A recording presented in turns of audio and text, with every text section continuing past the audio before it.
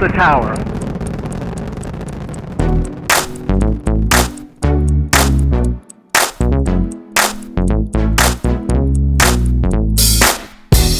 So, Mike, we're going to talk about something very interesting this episode, and it's the first Swiss watch in space. Right, a Speedmaster. No. What do you mean no? It wasn't an Omega even. So who was the first in space? Well, we have a guest here, Mr. Sheldon Smith, to tell us all about that. All right, so Sheldon, let's go ahead and do the formal introduction. You're the proprietor of a website that I frequent here and there, a -4+6, and that's with 4 is the actual digit, +6, and the 6 is an actual digit.com. Yeah, that's true. If I could actually use the minus and the plus sign, I'd love to, but the internet addressing scheme doesn't allow you to use pluses and minuses, so I had to spell it out. Right. But yeah, -4+6. Yeah, it's a website I started many years ago just to be able to share my watch experiences with the rest of the watch community, because as I've learned things regarding watches, I find I learn more from the internet and other people like myself who make contributions to the community. So this is just my way of feeding the community information just from my experiences. Yeah, well, thank you for that, because we need better sources, and yours is one of the better ones. Absolutely. And thank you for joining us on our very similar quest. I look forward to hearing your podcasts every other week, and they're definitely on my playlist for them to play the moment they hit. Wow. Okay. Well, thank you.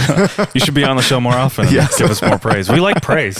We do. All right, so let's talk about watches in space. Yeah, there have been many, Right. and many before the Speedmaster. Right. So the first one was actually a Russian watch. Right. Well, not Russian, Soviet. Two Yes. very different things. Yuri Gagarin in 61, right? Thereabouts. He's in space. And then the Swiss are like, oh, no. We need to have a watch on space. So then... I'm sure it sounded like that. Yeah, exactly. So the first American in space wasn't John Glenn. Alan Shepard and Freedom 7 was the first one up. Okay. But he did not wear a watch. Not that anyone's been able to find. For now. So he kept it in a secret compartment. That's right. Or Right. took it home. Okay. Yeah, then the second was Gus Grissom. Okay. And that was in July of 1961. And he reached space, but he didn't orbit. And just like with Alan Shepard, there's no photographic record or any other paper record indicating whether they outfitted him with a watch or not. And then there's the ever so fashionable John Glenn. Yes. He's like, you know what? Space is for cool people like me. So I'm going to go out and I'm going to pick up a Hoyer. And wear it when I orbit. Roger, it's nice to be in orbit. Sheldon, did you say when we were talking off mic that it was also not supplied by Hoyer directly? Correct. Apparently, NASA just purchased this watch and strapped it onto John Glenn. Part of the story is that as my son and I were going through the Space Science Museum in San Diego, he came across this pocket watch in a display case, and he knows that I follow watches. And he said, Dad, here, take a look at this. And I look at it in the case, take a picture of it on my smartphone through the glass case. And mind you, this is back in 2006, so camera technology in phones wasn't all that good. And smart was a relative term. And posted the images on Time Zone. Mm-hmm. And in the Hoyer form, just as, this is kind of a cool watch. It's part of a Smithsonian collection that was traveling around the country. And this collection was here at the San Diego Museum. And 2 known watch collectors wrote back on the forum as to this might be somewhat of a significant find.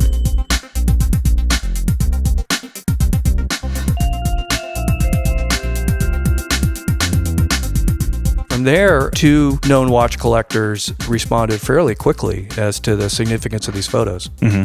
Who were they? First was Chuck Maddox. He's well known in Omega circles, and unfortunately he passed away a couple years ago. And then the other was Jeff Stein, who oversees onthedash.com. Right. And also a well-known Hoyer collector. Both of them looked it up. There's some significance behind this watch. That's what they're saying. So what ended up happening? So Jeff Stein apparently knows Jack Hoyer, former CEO and president of Hoyer Watches, his namesake company.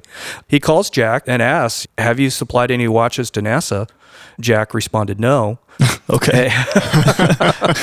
Not that I remember shipping a watch over to NASA. Yeah, so Jeff and Chuck sort of came to the conclusion that perhaps the first Swiss watch in space. Wow. Somebody from NASA just went and purchased it and decided that this would be what they would use, which is particularly interesting because it's not a chronograph. They could have just bought a chronograph that would have this stopwatch functionality, but I guess they clearly felt that this ultra-focused, ultra-purpose-built piece here would be better because this is super high contrast. It's a white dial with all black hands and black indices. nothing else there but stopwatch. Yeah. Well, I don't know a lot about space. I don't know a lot about space travel, but I'm assuming when you're strapped to a giant rocket, you're probably going to be focused on not dying first. What do you think is the purpose of them having the stopwatch in this case? What was the purpose of it? Do you know anything behind that? Well, apparently Jeff did some more research on it, and essentially it was the backup timer. Got it. Right. There was a timer in the capsule, and if for some reason that malfunctioned, John Glenn was to utilize the timer on his wrist because it's in the transcript. Jeff apparently got the transcript and was able to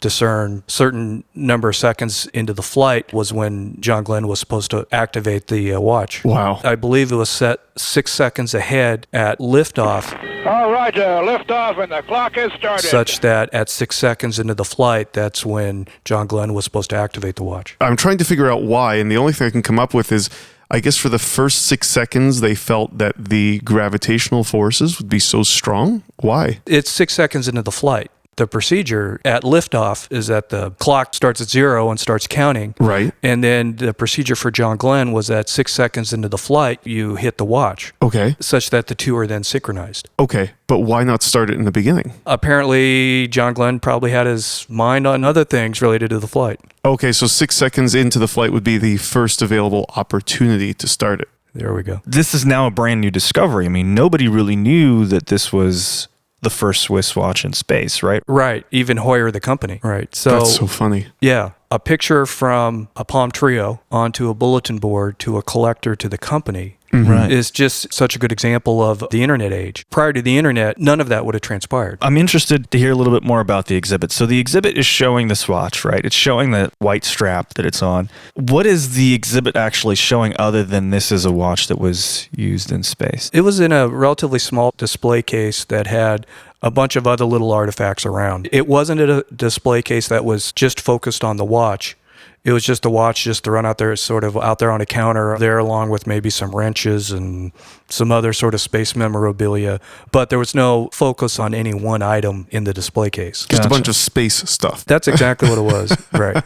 What happened after? Was Hoyer involved with it in any way? Did they kind of recognize that and were they happy about it? So far as within the Hoyer company itself, as far as I knew, they were pretty silent about it. It would just seem like, okay, well, that's nice. But it wasn't until about 2011, 2012 when they actually made a watch that commemorated the flight. Interesting. So it was about 2006, if it was 11 years ago, that you found this. Right. In 2006, I guess things were going pretty all right for the watch companies. The pessimist in me says things were going well, they didn't really care. And then in 2011, 2012, oh crap, maybe we should do something about this. Right. Yeah, if you put the watch industry overlay over that, that very well could be the case. Yeah, but it also just real indicative of how slow the watch industry is to react to things. Right. I wasn't even aware that they reacted to things up until just now. That's also true. I agree with that statement.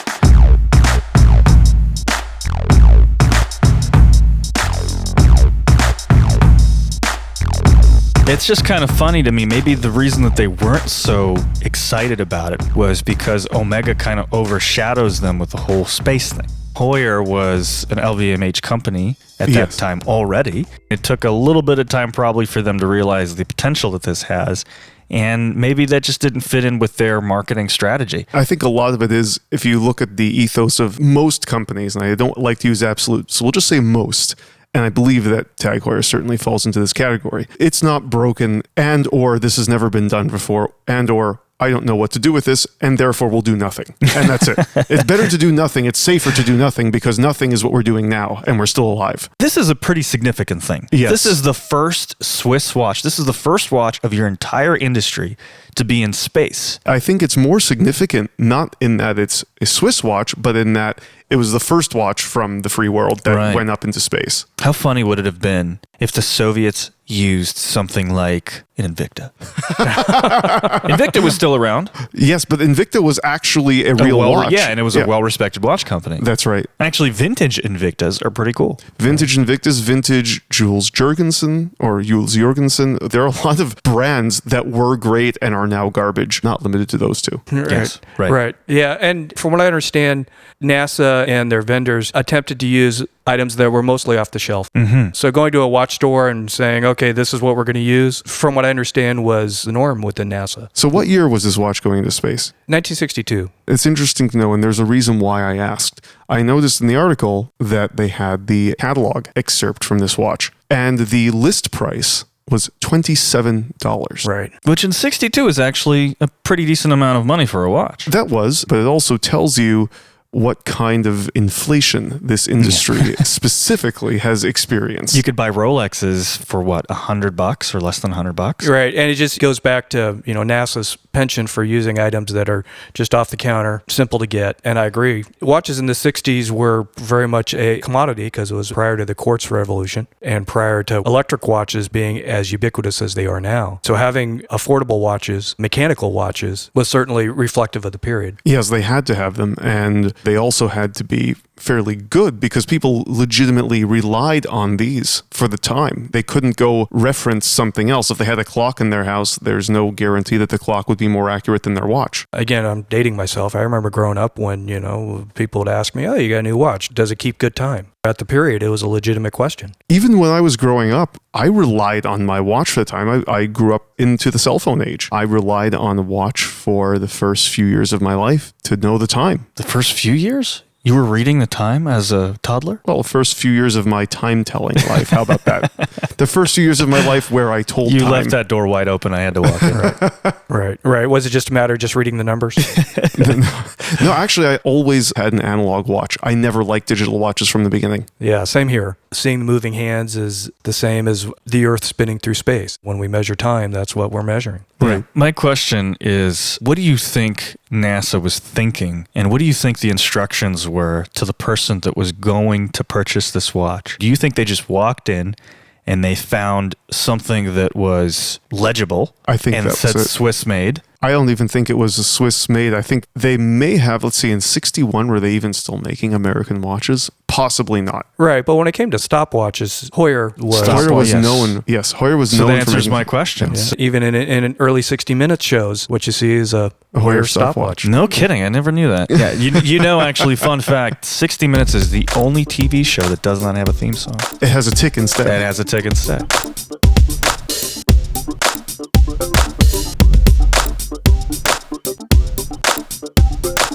Sheldon, thanks so much for coming out, driving such a long time. It took you 2.5 hours to get here, didn't it? Yeah. That's amazing. Yeah, Thank you it took so a little much. bit of time, but worth the effort. Thank Well, you. thank you. Thanks so much for bringing out all this incredible content and this awesome story. Make sure to visit some more museums and Yes. look for more watches so that you can come back and tell us more about the story and the origins of what happened. And thanks for telling us about the second watch in space. Oh, yeah. I always have fun telling this story. And I had a suspicion when I saw your Facebook post on Do you have a good watch story? I didn't think that you were expecting this. No, we were not. We really don't know what to expect. And I think that actually kind of creates the fun in getting these watch stories. So speaking of that, if any of you that are listening have a great watch story to share, please contact us. You know where. Yes. And if you don't, well, here it is. You can contact us on Facebook at On Time Podcast. You can contact us on Instagram at On Time Podcast. And make sure to check out Sheldon's awesome website. I frequent it pretty often, actually. Okay. I do have to say. It's -4 + 6. Now, the 4 and the 6 are actual digits. So Yes. minus the number 4 plus the number 6.com. Thank you for having an actual alphanumeric website.